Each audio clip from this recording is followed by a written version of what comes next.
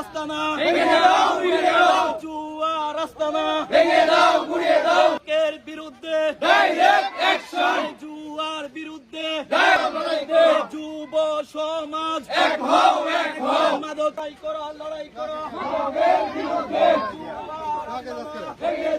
আজকা থেকে মাদক ব্যবসায়ী এবং মাদক যারা খা তাদের জন্য দুজক রচনা হইল। ঠিক আছে, এদের জন্য দুজক রচনা হইল। কটিয়াদীদের বর্তমান যে ভারপ্রাপ্ত কর্মকর্তা এই ভদ্রলোক আইসাই মাদকের আইসাই প্রথম যে অ্যাকশনটা নিয়েছে এটা মাদকের বিরুদ্ধে। আমি ওনাকে অনুরোধ করবো, আমি আজকে সবার মাধ্যমে ওনাকে আহ্বান জানাবো, প্রতি সন্ধ্যায় অন্তত ওনার একজন পুলিশের টিম যে এলাকার দায়িত্বে আছে দিকে তাকে যেন সেই দিকে হাঁটাহাঁটি করে এবং প্রত্যেকটা ঘরে ঘরে এটার জন্য উনি ইয়া করে।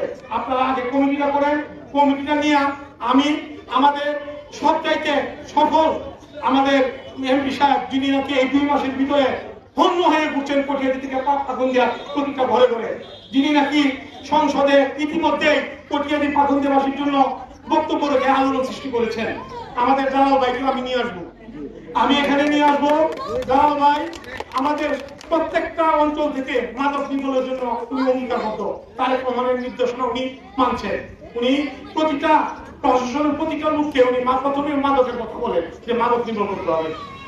আজকে এই মাদকের বিরুদ্ধে যে যারা উদ্যোগ নিচ্ছে তাদেরকে আমি ধন্যবাদ জানাই। এই মাদকের জন্য কটিয়াদীতে বিগত সময় বাবার সন্তান মেরে ফেলাইছে, এরকম আপনারা শুনছেন না? ধরে ধরে এখন এরকম একটা ঘটনা হয়েছে না? তা আমনের সন্তান যেরকম করতো না, এটার কোন নিশ্চিত আছে? যারা এখানে মাদক গ্রহণ করে তাদেরকে আমরা প্রথম বাধা সৃষ্টি করব, মৌখিক ভাবে বলবো, গ্রামবাসী সবাই মিলে একক ভাবে কেউ বলবেন না, আর আইন হাতে তুলে নেবেন না, কারো গায়ে আঘাত করার দরকার নাই, আমরা প্রতিহত করবো। টোটাল 5টি দাবির ভিতরে হলো মাদক বিরোধিতা করা, মাদককে দমন করা। দ্বিতীয় দাবি হলো অনলাইন জুয়াকে বন্ধ করা এবং অনলাইন জুয়াকে দমন করা। তৃতীয় দাবি হলো আমাদের এই ওয়ার্ডে, পৌরসভার কোন ওয়ার্ডে এরকম চুরি চিন্তায় আছে কিনা আমার আদৌ জানা নাই। আমাদের এই 4 নং ওয়ার্ডে মানে ব্যাপক হারে চুরি চিন্তায়, এই চুরি চিন্তাকে দমন করা। 4 নম্বরে হলো আমাদের এই ওয়ার্ডে, আমাদের এই কটিয়াদীর অবৈধ পরকীয়ায় অনেক মানুষ আসক্ত। আমরা চাই এই অবৈধ পরকীয়াকে দমন করতে, এই অবৈধ পরকীয়াকে নষ্ট করতে এবং আমরা এটার প্রতিবাদ করে যাব।